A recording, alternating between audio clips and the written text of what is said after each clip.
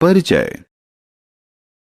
इन चीजों को देखो: चिट्ठी, समाचार पत्र, radio, telephone, television, fax, mobile phone और इंटरनेट। ये सभी हमें एक दूसरे से जुड़ने में मदद करते हैं। ये संचार के साधन हैं। आओ संचार के साधनों के बारे में और जानते हैं। आओ सीखें। संचार के विभिन्न साधनों के बारे में बताना। चिट्ठी की यात्रा समझाना। संचार के आधुनिक साधनों के बारे में जानना।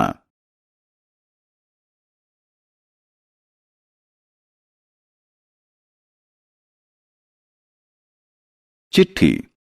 आपने चिट्ठी लिखने के लिए कागज कलम का प्रयोग जरूर किया होगा। हम दुनिया में कहीं के भी लोगों से सूचना के आदान प्रदान करने के लिए चिट्ठी का प्रयोग करते हैं। चिट्ठी कई प्रकार की होती है। इनमें पोस्ट कार्ड, अंतर्देशीय और लिफाफा सबसे प्रचलित हैं। क्या आपने टेलीग्राम के बारे में सुना है? यह एक प्रकार की चिट्ठी ही होती है जिसमें छोटा संदेश होता है और यह चिट्ठी की तुलना में बहुत तेजी से पहुंचती है।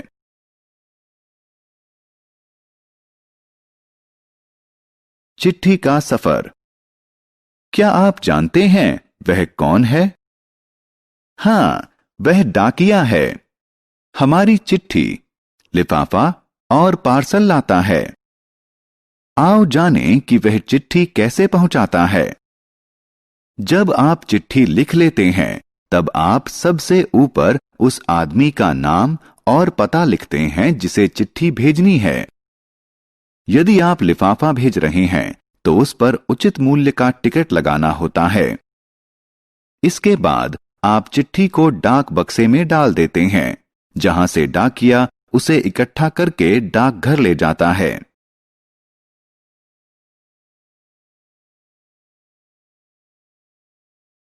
यह डाकघर है। यहां सभी चिट्ठियां जिन पतों पर भेजी जानी हैं, उनके आधार पर अलग अलग छांटी और बंडल में बांधी जाती हैं। इसके बाद ट्रेन, बस या हवाई जहाज से अलग अलग झोलों में उनके निर्धारित स्थान तक ले जाते हैं। अपने गंतव्य के मुख्य डाकघर में पहुंचने के बाद चिट्ठियों को उन पर लिखे पते के अनुसार छांटा जाता है। उसके बाद हर डाकिया चिट्ठी को सही आदमी तक पहुंचाता है। इस तरह एक चिट्ठी एक लंबा सफर तय करती है और अपनी मंजिल तक पहुंचने में 5-6 दिन लेती है।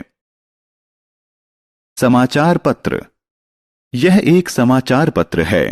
यह संचार का सबसे सस्ता साधन है। समाचार पत्र कागज पर छपे शब्दों और चित्रों के माध्यम से दुनिया के बारे में सूचनाएं देता है। समाचार पत्र कई भाषाओं में छपता है।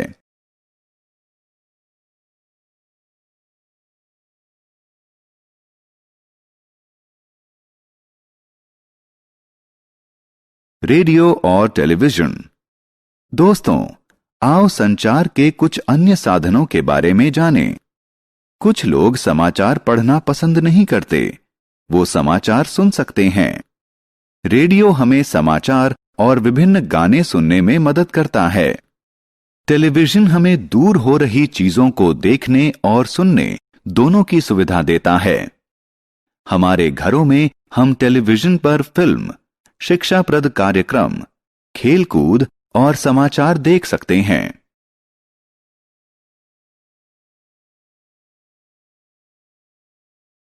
टेलीफोन और मोबाइल। रिक अपने दोस्त सैम से बात कर रहा है। वह टेलीफोन का प्रयोग कर रहा है। टेलीफोन के तारों की सहायता से संदेश के आदान प्रदान में मदद करता है।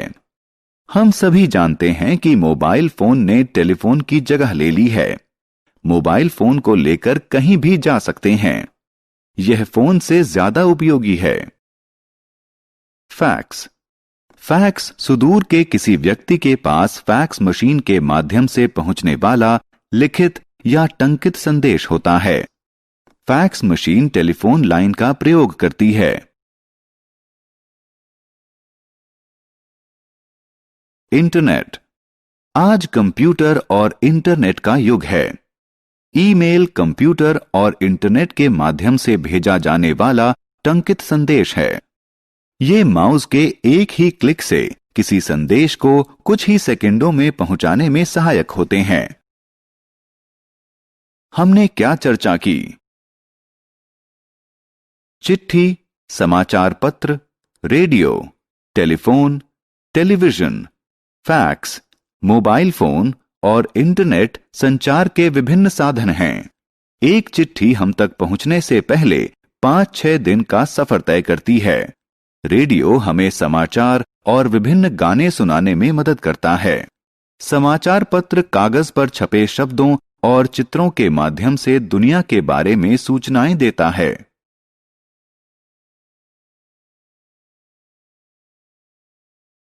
टेलीविजन हमें सुनने और देखने दोनों में मदद करता है। फैक्स और ईमेल संचार के आधुनिक साधन हैं।